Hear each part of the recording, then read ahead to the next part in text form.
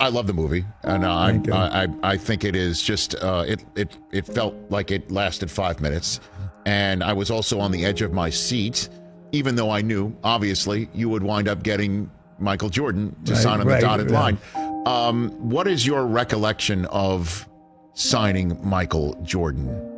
Well, the last scene, and in the public, and it's first time I'm saying it ever, I think, because I never thought there'd be a movie of it. So why would I bring it up? In fact, after I saw the game where I first saw Michael was when they beat Georgetown. And that's the first time you ever saw him? That's the first time. And the last time I saw him till Tony Romo 2 years later. Michael Jordan was on my A-list. That day that he hit that shot, Georgetown, and because you followed my life, Georgetown was one of our Nike teams. John Thompson was one of my best friends in life.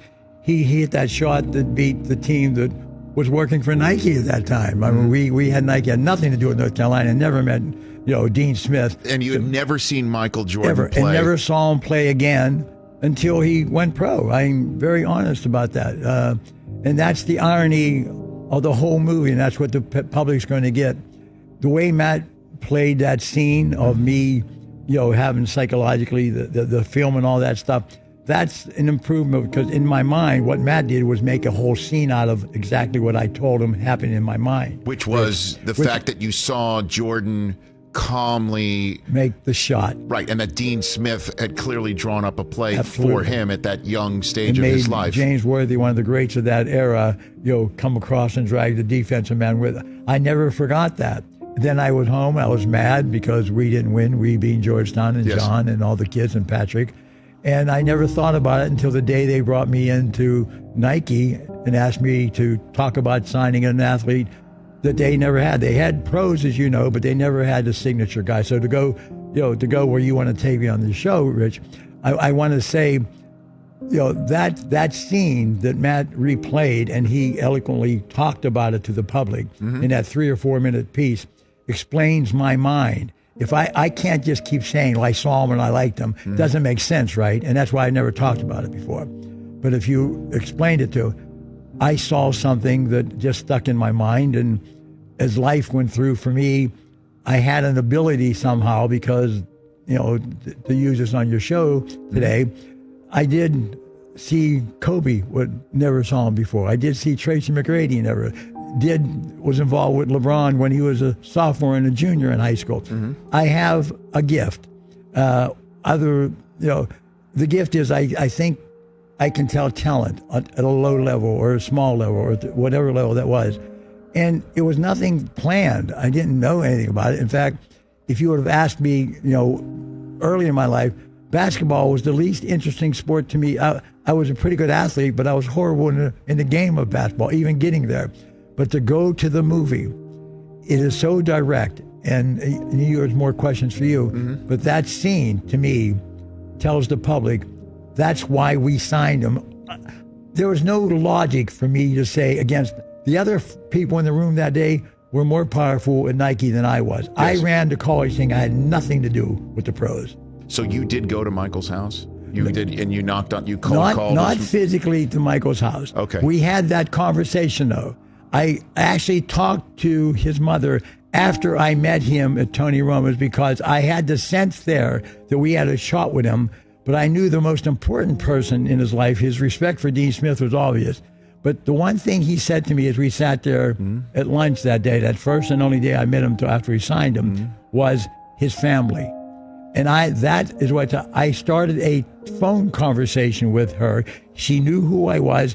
And the ending, the last scene you see where she's there, where Dolores is there and making the final decision, those words happened. They didn't necessarily happen in the sites or where we're going. But Mrs. Jordan and I had those conversations, yes. Is it true that, again, in the film, Jordan, wanted a deal, obviously, but he also wanted a car out of it, and that ultimately he would have just done the deal for the car, and his mom wound up getting, a piece of the shoe. His mom ended up getting a piece of the company. Forget the shoe. What Michael Jordan did, and give me 30 more seconds. Go for it. He started the whole new world for athletes. I don't know about the GOAT, Rich. I said that 5 seconds ago to you. Yeah. But I do know there's one GOAT in what Michael Jordan, the GOAT of marketing, the GOAT of making money, to go to being part owner. Michael Jordan opened that. LeBron was like the next guy that comes close to that. But there is no, and for black athletes and Spike Lee and all the things that Michael did, Michael Jordan to the world should be remembered as starting an industry that was not there. You can like Michael, you cannot like Michael. You can think he was the best player or not the best player. That's your argument. But one thing the world knows, Michael Jordan saved a company that now is as big as it can be. Nike is as big in the industry in the world. There's no question about the superiority of what Nike. Michael Jordan did that. No Michael Jordan, first of all, forget me being fired. I don't know if there's a Nike today. And however people want to argue, you can argue for all that. They would have been another Reebok or another Puma or not saying that they're bad. Of course, I understand. They wouldn't be the Nike that they are today. That doesn't happen. Was it his mother's idea to get a piece of the company? His mother was the idea. I told Michael he'd get a piece of the shoe. Rob and Peter gave me the authority. You're going to own part of this shoe. I didn't know what was going to transfer. Dolores says, my son's going to own part of Nike. You make a dime, I make a dime. When Viola does that, ladies and gentlemen, don't cry. Just listen to what this mother's saying. Again, listen to the year 1984. We just got off the 1960s, the 1970s. You talk about we have problems today with race and religion and everything else, Rich. Yeah. It was worse then. And this lady stood up for her son with the knowledge of when they made the trip, I had the feeling we got him. But when she said, I want a piece of the company, and you remember the last scene where Phil comes in and he's talking to Rob and he's hollering at me. What the hell did I know? I felt like we can't, but you told me to offer him. And Strasser did say, he did give me the okay. But the bottom line, I can say we can sign off. However it worked out in life, Phil and I did say, yes, let's give it to him. In the screening that I saw the movie, Sonny, that was an applause line when she said, I want a piece. Well, and the whole audience clapped. You're getting goosebumps right now just thinking about it. You just hit the vein. Did that happen? It was really something in the theater when that happened. And, obviously, literally the rest is history. Let's just say you sit Jordan down on Rex Chapman. How's that for an idea? What's that? Michael Jordan. Let's say you sit Michael Jordan down for Rex Chapman. Love it. What do you ask him? What would you want to know from Michael Jordan? What would the interview between Rex Chapman and Michael Jordan be? Back in your day. I think it would start with, because I was a great player in high school. Like all world player. That's what I felt like. I saw Michael could do that to us sometimes. Like pro players, it felt sometimes like, he was toying with me like I toyed with high school kids back in the day. And so I would want to know, because he was freaky, those big hands and his demeanor, his bounce, his competitive will. I wonder when he realized that, because you know it. You just know it. If you assert yourself, you can't embarrass whoever you're playing against. And Michael could get into a mode at times where you really were at his mercy and the mercy of his mood at the time. And if it was a playoff situation, I faced them once in the playoffs. They swept us like a JV team in the first round. When he was engaged, which was most of the time, he didn't take days off, he didn't rest, he played every single night. I would wonder when he started, he didn't make his high school team famously. When did he realize it? Was it at Carolina? Was it the shot in New Orleans? Shot? Yeah. What was it? And when was it that he realized, okay, I'm better than everyone else? That would be a great question to ask him, and then the answer, certainly, since you were on the business end, the wrong business end, right? And this is what I try to tell people who are of a certain age. They never saw Jordan play. And I know that it's unfortunate for LeBron that he's on the end of the stick of saying, well, Michael's the greatest of all time.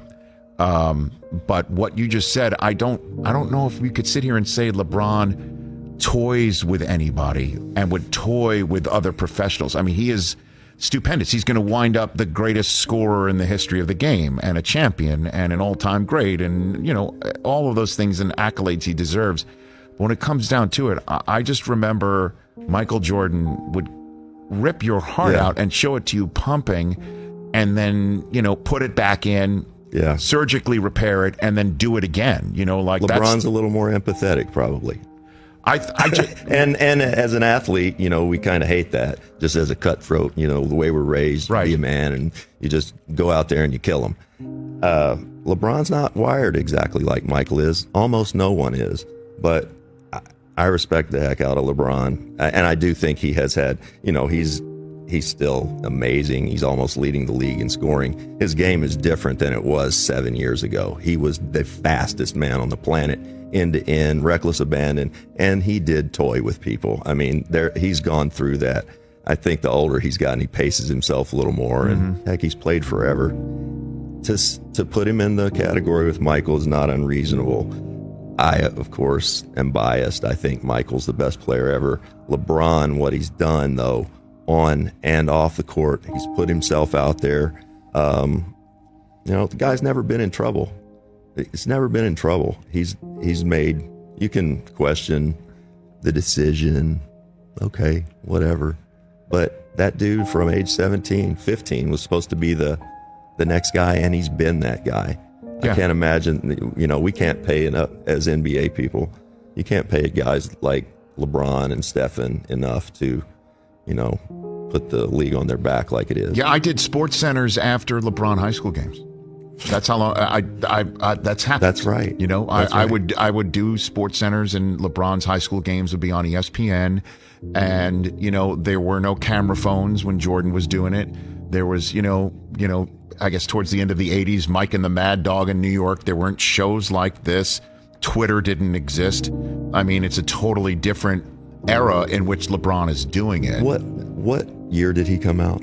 Did they come out, Chris and or LeBron and that class? LeBron came out 2003. 2003. That's the year I left SportsCenter. Yeah. Okay, so I was just finishing playing in 2000, and I remember Danny Ainge was he was doing TV stuff, but he was watching players also. And I asked him if there was anybody out there. This was 2000, 2001. He said, there's a kid named LeBron James in Akron, Ohio, that right now, I think LeBron was a junior in high school, that right now I would trade everyone in the league for, with the exception of Kobe.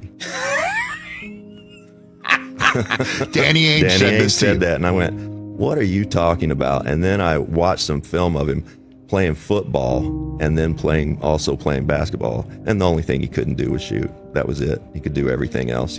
His passing was otherworldly, you know. Defensively, he could jump. Amazing. Danny was spot on. There's no question about that. And that's why I'm kind of sheepish to even bring up the Jordan-LeBron conversation. But again, I'm of a certain era. Right. And, you know, when you talk about the Jordan mindset, you do talk about Tiger, who's on the course right now doing a remarkable, just what he's doing Amazing. now. Serena, you talk about people of that stature and sort of a mindset and warrior mentality in a way that does not get applied to LeBron in the same way. And maybe because LeBron, if you remember, of course, you know, when he started, it was always he makes the pass, he doesn't take the shot. Right. And he did that even again just recently. That was something that happened that he got roasted for, you know, this season. Yeah. You know? I think some of this too is the era that we're in. You know, when I was playing in the NBA, especially early on, pre-cell phone. And so you didn't have, unless you played college ball with another guy, you didn't know them from AAU from the time you were 8 or 10 or 12. Yeah. All of these guys, you know, the Trae Youngs, the LeBrons, all these guys, they've known each other on this travel circuit from the best players in the country. They've known each other from the time they're young. And I think that there's some, remember how weird it was when all of a sudden Larry and Magic were doing a commercial together? We were like, what the hell is this? This is not cool. They don't like each other. And so I think we've gone through this period where, we remember this analog world where people there was no Twitter. You couldn't connect with people. You weren't physically around all the time. And so I think the world is a little different, and these guys just know each other better, and it's not as cutthroat. It's just not.